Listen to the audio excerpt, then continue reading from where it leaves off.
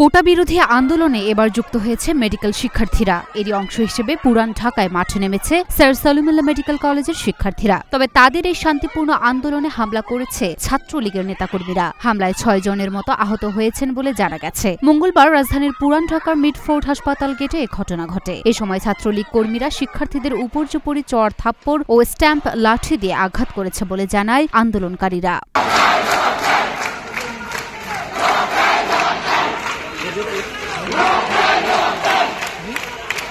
মনিরুল ইসলাম নামে এক শিক্ষার্থী জানায়, আমাদের শান্তিপূর্ণ আন্দোলনে শিক্ষার্থীদের উপর হামলা করেছে ছাত্রলীগ। আমাদের নিজেদের কলেজ ক্যাম্পাসে এ ধরনের হামলা মানা যায় না। আমাদের ছাত্রদের হলে আটকে রেখেছিল, বের হতে দেয়নি। এখন সবাই আসছে। সরেজমিনে দেখা যায় এই মুহূর্তে হামলাকারীদের বহিষ্কার দাবিতে প্রিন্সিপাল অফিসের সামনে আন্দোলন করছেন সাধারণ শিক্ষার্থীরা। এ সময় 2018-19 সেশনের মেডিকেল শিক্ষার্থী নাফিস আঞ্জুম খান অধরার মাথা ফেটে যায়। তার 12টি সেলাই প্রয়োজন হয়।